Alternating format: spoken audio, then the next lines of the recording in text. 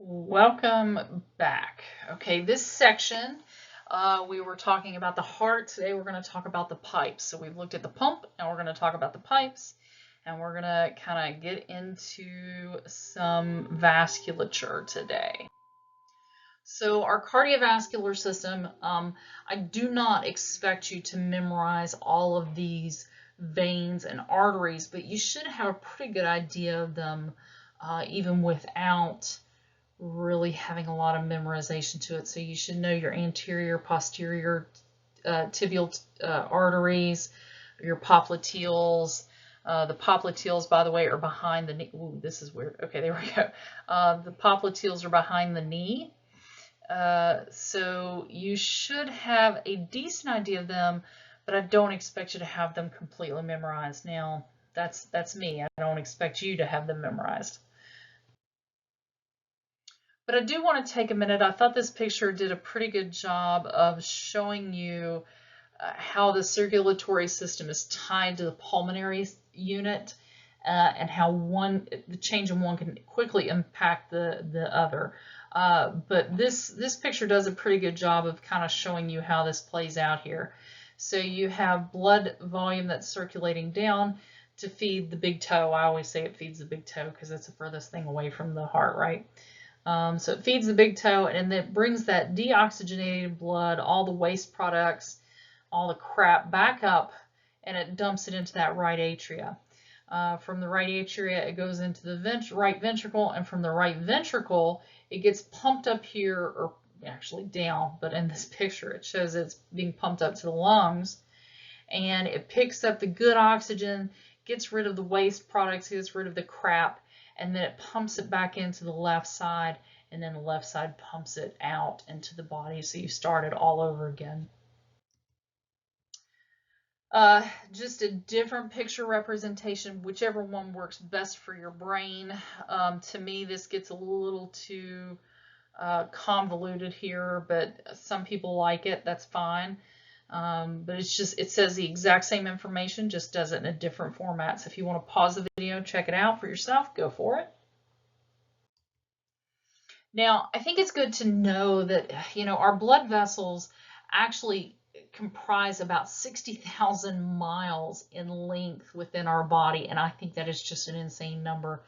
But that's how much we have. And the best way to understand that or to be able to represent that is to realize that every single cell in our body has a capillary that's lying adjacent to it.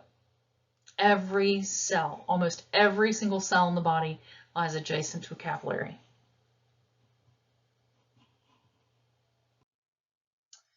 And you should always remember that the primary energy source moved around within the body is oxygen, and that comes from the respiratory system. So you have to have a good functioning cardiac and respiratory system in order for the person to remain healthy.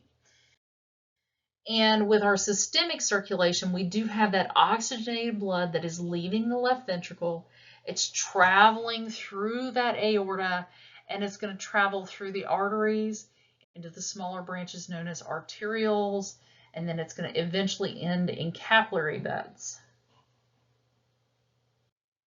So I really like this picture because it does a good job of representing what we've already kind of talked about and kind of put it a little bit more into context. We talked about the heart being as a right side and a left side, and the right side was your low pressure hose, while the left side was the high pressure hose. What you're seeing here with these hoses matches exactly that. So let's take a look. If you look at the right side of the heart, that's our low pressure hose side. It doesn't have a lot of pressure. It's very low pressure on this side. And that is very visible when you look at the muscle wall. That's the tunica media. That's the muscle there in the middle. There's not a lot of it. It's pretty thin and small, and you can kind of see even when you get down to the venule, you have very little. And of course, the capillary beds are only one cell in thickness, so it allows for that diffusion to take place. But you don't have a lot of muscle here. These are very thin muscles.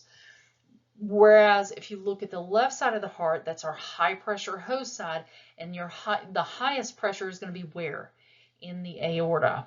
So in that aorta is where your highest pressure is going to be. You have very special arteries here. They're called elastic arteries.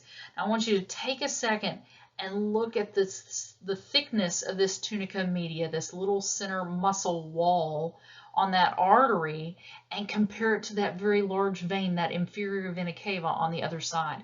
Look at the difference. Look at the difference in thickness. This guy over here is meant to take those higher pressures. It has to have a stronger muscle wall to be able to deal with that higher pressure. And then as you go down, you'll see that you've got a little bit thicker muscle here in the muscular arteries. That's the little middle ones.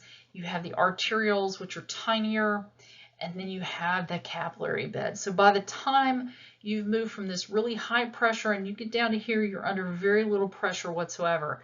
And then you're leading back up these the veins into the venule, the vein, and then the very large vein, which is the inferior vena cava. So there's that.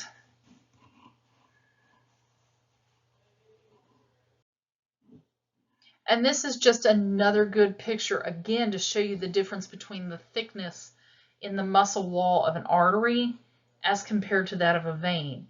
And if you looked at it under a microscope, you could actually see it.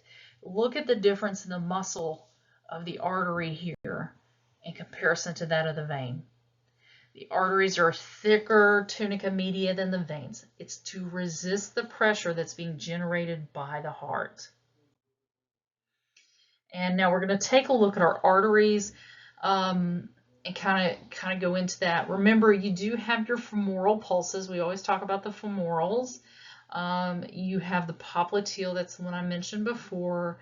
You have the dorsalis pedis and the posterior tibial that we use as pulse points. You have the brachial artery, and you have that carotid artery, internal and external carotids. So those are your main veins, or excuse me, arteries. And remember, we said that every cell, almost every cell, sits adjacent to a capillary bed. This is what a capillary bed would look like under a microscope. And this is what it looks like as the artist rendering. So you have the artery that's coming in, and then it breaks into these small little capillaries and then into the venule. Now there's some really unique properties that I want to mention here. I don't know if it's on the next slide or not. I think it is. Let me move forward. If it's not, I'll explain it. Yes, it's here. Okay, so this is just another artist rendering, but what I want you to see is that you have these little precapillary sphincters. You have precapillary sphincters, and then you also have these little where are they at? Postcapillary sphincters. Why do they have them listed here? They do not. Okay, you do have postcapillary sphincters. So you have pre and post. So have you ever heard someone say that if you're hemorrhaging a lot, they'll say you shunt to the core. Everybody uses the term shunt to the core, and you may not really know what that means. What happens is that the vasculature, your precapillary and postcapillary sphincters will actually shut down. They will pinch off, and it will keep blood from traveling to these capillary beds. And instead, that blood is going to be rerouted through this. It's called an arteriovenous anastomosis. But if you think about it as an anastomosis, it's a vessel that goes right from an artery and connects that artery right to a vein. So by shutting down the capillaries, we're forcing that blood to go back up. We're trying to keep the blood up here where the core is. We're shunting blood away from the arms and the legs to make sure that the organs, which sit here in the core, are protected. So we're trying to get all that blood volume back up to where we can kind of protect ourselves. So that is an anastomosis. It's a little bypass.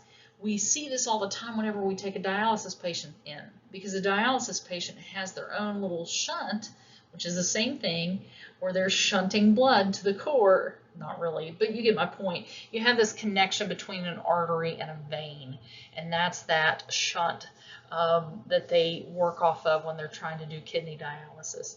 But in the case of hemorrhagic shock, for example, or any type of shock, where your precapillary and postcapillary sphincters will shut down. It's going to stop blood flow coming in to feed those particular cells, and it's going to be able to shoot the blood back up where it needs to go.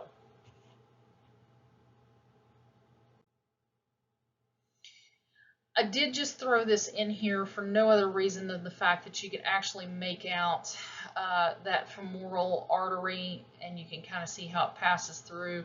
I think this is kind of interesting in that you really don't have a lot of tissue protecting that artery. You literally have one little inguinal ligament that's kind of holding it in its position here at your iliac arch, or your iliac crest right there at your sacrum. And you can see that vein and that nerve that run alongside it as well.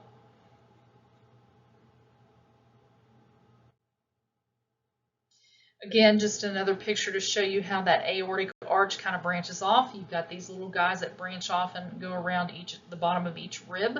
That will be important later when we start talking about trauma. And just like we saw in a previous video where we talked about the aorta traveling down through the diaphragm, there's the where it kind of comes through the diaphragm and into the abdominal region. And this is, again, another good place for you to have a aneurysm because the blood is having to push in different directions. So that's a weak spot. It can also be right down here where it's having to take that pressure and push from this nice big vessel into these smaller ones. And then we look at the venous system. So we're bringing all that blood back up to collect at the inferior and superior vena cava at the right atria. So the capillary beds come back together. They form into venules, which form into veins, and then you have the superior and inferior vena cava. So again, you don't need to know all of your veins, but you do need to have some good idea of placement. Your anticubitals, you need to know how to locate different vessels because you're going to be cannulating those for IVs. And if you recall, the original conversation we started this slideshow was that your arteries are high pressure, your veins are on the low pressure side. So you have to have a way, because they're not under any pressure, how do you get that blood from the big toe and get it to travel back up?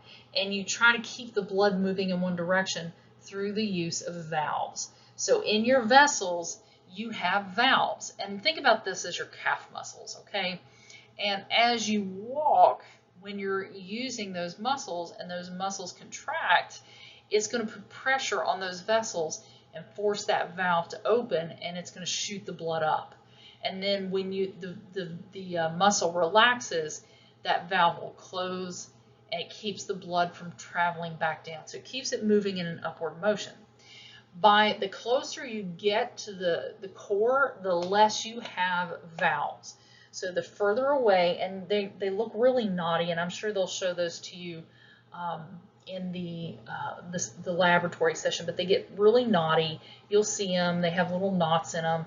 Those are your valves. You can sometimes float an IV line through those. They're tough to do, but they can be done. The closer you get to the core, though, when you start reaching the antecubital, the less of those valves you're going to find. Now, if you've ever thought about this, how in the world, if the closer you get to the core, the less valves you have, how does that blood go up from the inferior vena cava and drop into the heart? How does it do that? Our lungs. Anytime we inhale, it's putting pressure on that inferior vena cava, and it's forcing it to dump blood into the atria. So if you've ever thought about that person that has been hyperventilating a patient, they get their lungs stretched out real far, maybe it's a new guy and he doesn't know any better and he's panicking because it's the first cardiac arrest he's ran, for example. And you see they get their lungs hyperinflated. When you hyperinflate the lungs out, think about that inferior vena cava. It's pinched off. You're not getting blood flow into the heart. So that's why it's so important. We can kill our patients with a bag valve mask if we're not careful, because we have to allow the good chest recoil. So we've got to do that. And I just thought this was a really good picture to kind of show you that internal and the external jugular veins, so you can kind of see how those flow. Another good picture of the vessels you will find in your arms. And I do like to mention here too, you can see how that subclavian vein kind of travels up in between the clavicle and of course the shoulder bone or the scapula. And we can't just talk about blood flow without talking about the factors that can impact our blood flow. So there's two main things: pressure and resistance. If the pressure should increase, the flow will increase. If the resistance increases, flow will decrease.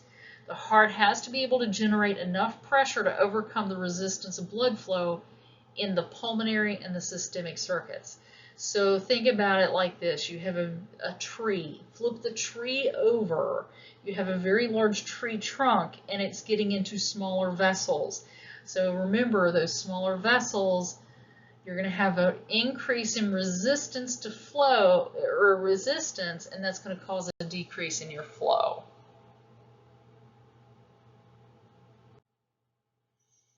So you have the arterial pressure, this is your blood pressure. You have capillary pressure, and then you have venous pressure. Of course, resistance is any force that opposes movement. And your peripheral resistance. So I always thought it was funny, they always talk about peripheral vascular resistance, but I really didn't take the words and connect it until I was in medic class. And one day I was sitting there and I was like, peripheral, so we're talking about our extremities. Vessels, so we're talking about the vessels within the extremities, are resistance. So the peripheral vascular resistance is resistance of flow. Now your resistance can be the size of the vessel, as you can see here. You've got a nice open vessel, it's going to give you plenty of ability to pass through, whereas something that's constricted down is not. But we can also talk about viscosity. So we always say blood is thicker than water. Yes, that's true. But in some medical conditions, you can have an increase in the amount of red blood cells, and that changes the viscosity of your blood. It makes it thicker. So a good condition that we could kind of connect this with is emphysema. So in our emphysema patients, they are the ones that are barrel-chested. They have emaciated extremities, big barrel chest, and they are bright pink in color. Emphysemas are called, the mnemonic device is a pink puffer because they're bright pink in color and they're having a hard time breathing. In the case of an emphysema patient, the alveoli have lost their elastic recoil. Remember, we talked about those rubber bands with the heart. We have these little rubber bands that keep the alveoli going back and forth, and they recoil back to their resting position. But in emphysema, that you've lost that elastic recoil, and those alveoli can't go back to normal, so they stay stretched out, and that's why you have barrel chest. So in that event, the body will try to compensate by increasing the amount of red blood cells, and that is a term we talked about before. Remember the term polycythemia? Polycythemia, increase in red blood cells, or increase in blood cells. It's through the erythropoietin. Remember how we talked, we kind of talked about that in a previous video. I know we did. But you have this increase in red blood cell production as a result of that. So someone with emphysema is going to have a higher red blood cell count. That's going to increase the viscosity. It's going to give you some resistance to blood flow. The other thing that can happen is turbulence. And turbulence occurs whenever we have plaque buildup inside our vasculature. And it causes a decrease in the size or the radius that allows for blood flow to travel through. Again, you have friction. So friction is going to increase with the length of the vessel and the decreasing diameter. So again, we're talking about that tree flipped upside down. Since the vessel length cannot be changed, vessel resistance is controlled by the change in the diameter. So that's, and if you remember, I talked about that early on. We said that you want to think about your vessels as nothing more than a container.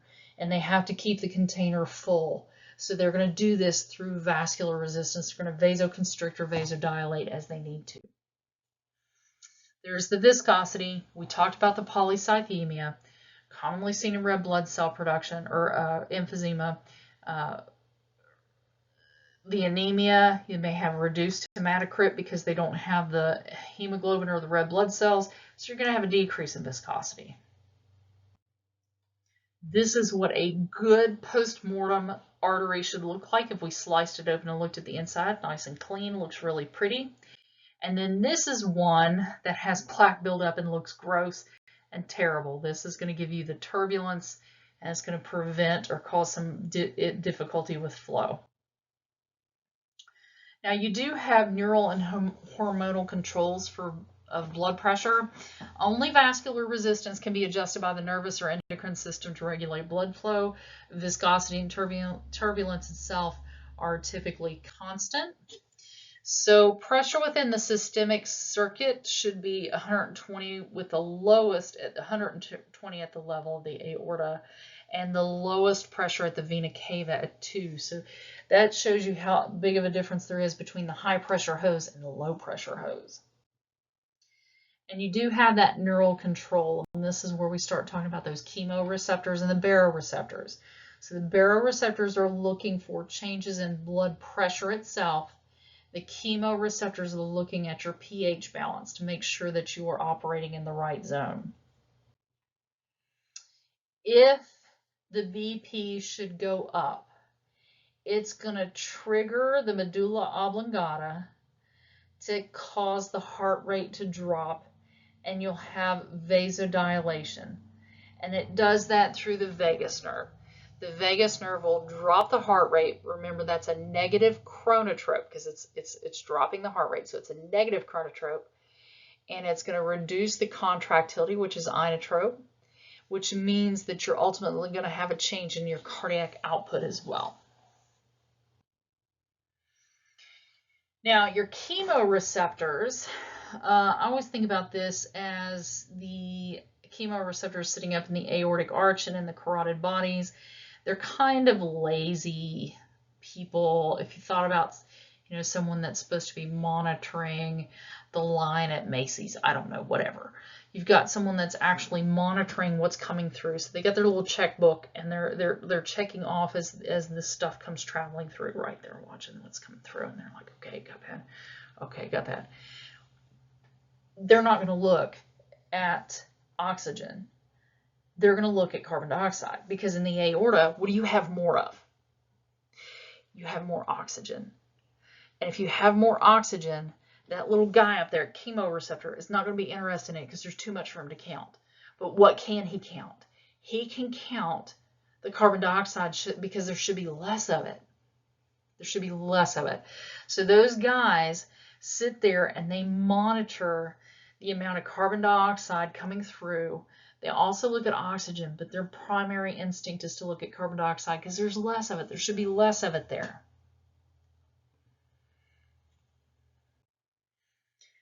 Now, hormones and how it regulates. So for short term, we're going to stimulate cardiac output through vasoconstriction as a result of epinephrine and norepinephrine. We get those from the adrenal medulla. So we're getting them from our adrenal glands above our kidneys. Long-term fixes, though, are going to include other hormones such as antidiuretic hormone, or ADH. This is released from the posterior pituitary gland. You have your angiotensin II, your erythropoietin. Those two are released at the level of the kidneys. They go through this whole transformation. The angiotensin goes through this process. It's renin, angiotensin 1, angiotensin 2. Anyway, it goes through a longer cascade event that helps to try to regulate your cardiovascular movement. You have the erythropoietin, which increases your red blood cell count. And then once that blood pressure gets back to where it should be, and it starts stretching out because you've got maybe a little more blood pressure than what you need, that right atria will release that atrial natriuretic peptide hormone, this guy right here. And this is what we were talking about in the earlier slide. Your atria will actually, if it gets stretched, it will release this atrial natriuretic peptide hormone. it goes down to the kidneys and says, okay, we're good. Stop with the blood pressure. We got it. And so all of those other things will stop because you've reached homeostasis.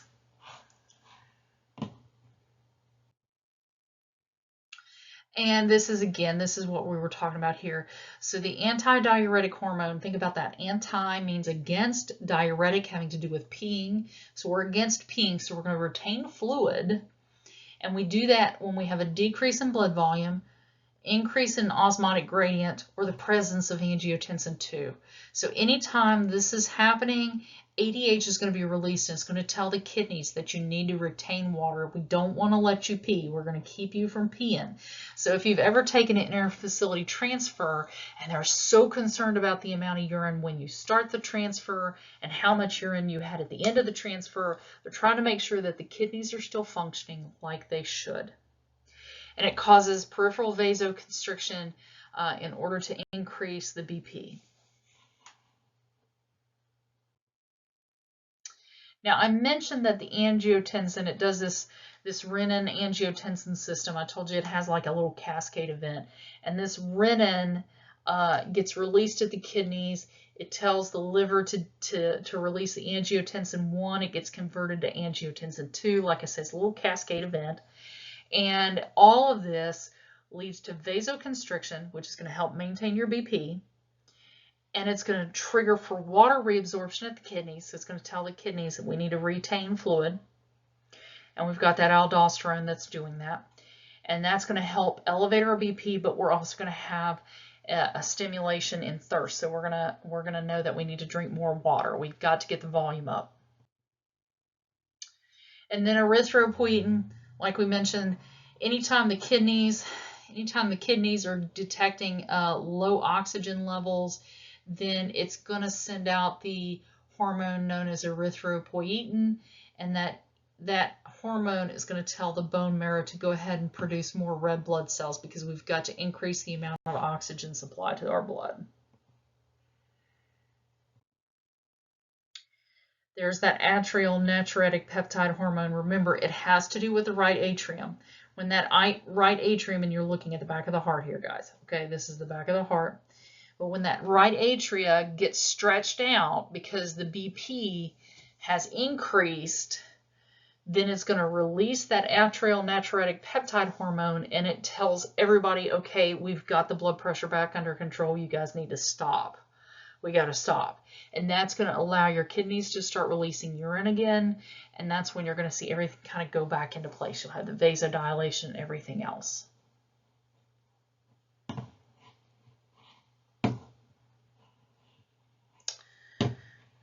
Me and this pointer are fighting. There we go. Now, should you hemorrhage, and we've kind of already hit this, so let's just rehash it again. When you start bleeding, the first thing that's going to happen is vasoconstriction. Then you're going to pull the blood stores that you have at the liver, the bone, the skin, your spleen, all of that's going to pull those reserves. You're going to have a secretion of epinephrine and norepinephrine, antidiuretic hormone, and that renin-angiotensin system is going to come into play. That's a short-term fix. That's a quick fix. Your long-term controls involve your antidiuretic hormone and aldosterone. So it's going to promote the fluid retention and the reabsorption at the level of the kidneys. It's going to trigger you to get thirsty, and it's actually going to reabsorb water from the digestive tract. So here's something to gross yourself out with. If you've ever noticed that there are days when you get constipated, you're reabsorbing, you didn't drink enough water, and your body is reabsorbing the water from your poo to maintain your blood volume. So just kind of keep that in mind. You need to drink lots of water and keep that digestive tract flowing well. And I do want to show you this picture here. This is that fetal circulation. So the baby that's first born, you cut that cord. You do get a nutrition and respiratory needs that are being provided through the placenta through diffusion. The fetal blood reaches the placenta through 2 umbilical arteries, and then you have 1 umbilical vein. So if you look at this, it does look like a smiley face. So if you ever have to, for some ridiculous reason, which there's so many other methods to take care of an infant, but if for some reason you need to gain vascular access to an infant and you are like, it's the apocalypse and you have to do this, you can actually cannulate. You can take an IV cannula. Now don't take the needle off of it, of course, but you can always take the where you've clamped and cut at the umbilical cord. You can cut below the clamp and open that sucker back up, and you can cannulate the umbilical vein, and it looks like a smiley face. So you aim for the biggest hole, and that's your umbilical vein.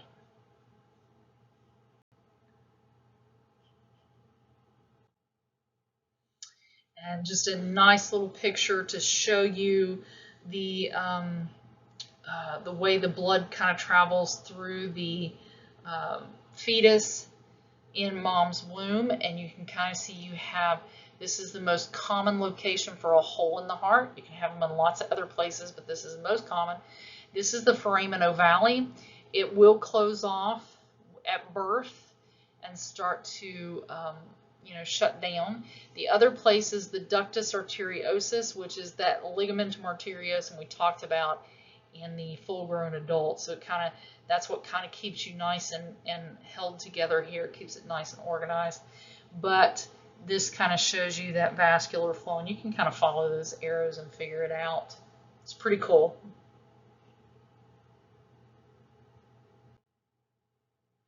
Now, as we age, we're going to have a decrease in hematocrit. We're going to start suffering constriction or blockages of peripheral veins by thrombosis, so we can have little clots. We're going to have pooling of the blood in the veins of the legs because of the ineffective valves we've talked about. You can have a reduction in cardiac output. Our electrical conduction system starts to get irritated. Things start slowing down or causing problems and difficulty. We lose our elasticity, and the cardiac muscles start to get damaged and are replaced by scar tissue, so they don't function as well. There are two things that we have to talk about. One is atherosclerosis and arteriosclerosis. So arteriosclerosis is where you have an inelasticity of the vessels, and this, you can have aneurysms, strokes, MIs, blood loss, so forth. So you have arteriosclerosis, inelasticity of the wall, or you can have atherosclerosis, and this is where you have the plaque deposits that build up on the walls.